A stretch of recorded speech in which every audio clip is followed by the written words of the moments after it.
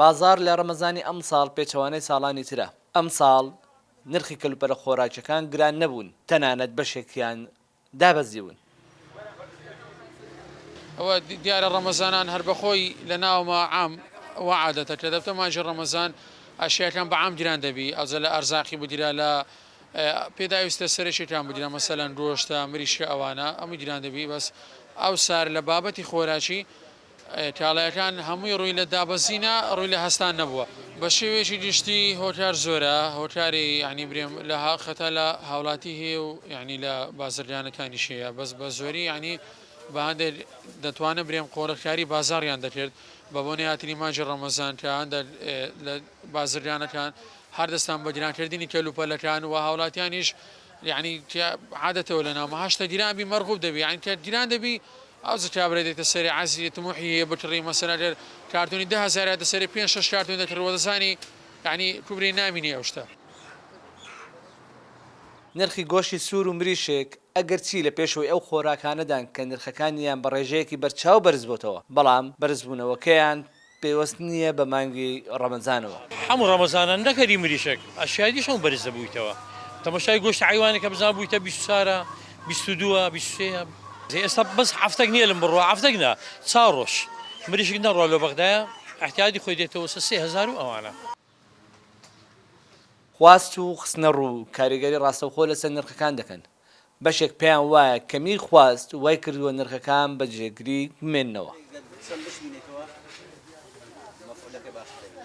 بەرابەر بە پارەکە ئەو سارەکە ئەشیا هەرزان بووە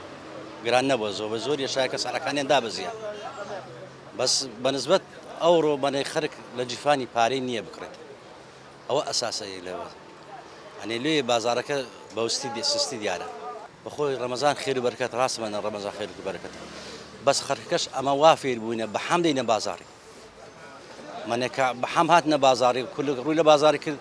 مەسەل لەسەر دوکاندارەکەی و لەسەر مشتریەکەی و لەسەر منەی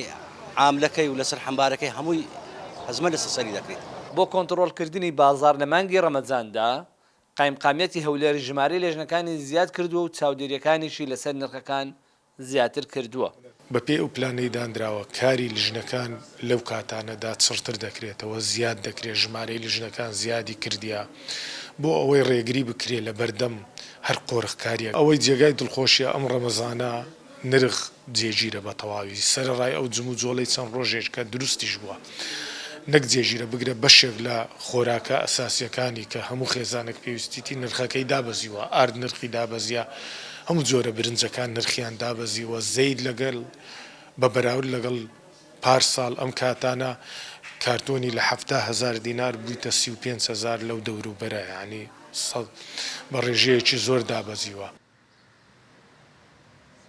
مسلمانان مانگی ڕەمەزان بە مانگی خێر و بەرەکەت ناوزەند دەکەن هەر بۆیە گرانکردنی نرخ لە مانگی ڕەمەزاندا بە پێچەوانەی فەلسەفەی مانگەکان ناوی دەبن و بەکارێکی ناڕەواشی دەزانن. ئاینی پیرۆزی ئیسلام بە خۆڕکردنی بازار ڕازینێ چ لە ڕەمەزانە چ لە دوای ڕەمەزان بەڵکو لە ڕەمەزانە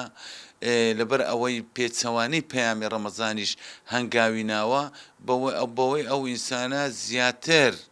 ئاینی پیرۆزی ئیسلام پێڕازی ناوی گوناهاکەشی زیاتر ئەبێت بۆیە مەسەلەن ئاینی پیرۆزی ئیسلام دەسەڵات ئەداتە سوڵتان دەسەڵات ئەداتە کاربەدەستانی وڵات کە هەموو ڕێکارێک بەکاربین بۆ ئەوەی قوڕکاری لە بازار ڕوونەدا لە ڕوون لە بابێک پێکەپەی دەگوترێت سیاسی شەرعی حەزەتی عومەریش خۆشی پەیڕەوی کردیەوەکو خەلیفەی مسلمانان کە خەلیفەی دووەمی مسلمانان بوو لە سەردەمەیوی 2-3 جار حالەتی قوڕکردنی بازار ڕوویدا هەوڵیدا و بە عەمەلیش سەلماندی ڕێگری لەم قوڕکاریە کرد بۆیە ئەرکە حکومەتە پەیوەنددارەکان لە حکوومەت هەرێمی کوردستان هەنگاوی جدی باوێن بۆ ئەوەی ڕێگری لە قوڕکردنی بازار بکەن و زیان بە هاوڵاتیان نەگات. جیاواز لە ساڵانی ڕابردوو لە ڕەمەزانی ئەم ساڵدا بەهای کەلوپەلە خۆراکیەکان بەرز نەبووتەوە. دوکاندارەکان پێیان وایە هۆکاری ئەمە پێنەدانی موچەی فەرمانبەرانە بەڵام لە ئاسی عێراقدا لێژنەیەکی وزاری پێکێنراوە بۆ چاودێریکردنی نرخ لە بازار و ڕێگریکردن لە ئەگەری هەر بەرزبوونەوەیەکی نرخەکان. فەرمان سادق هەولێر.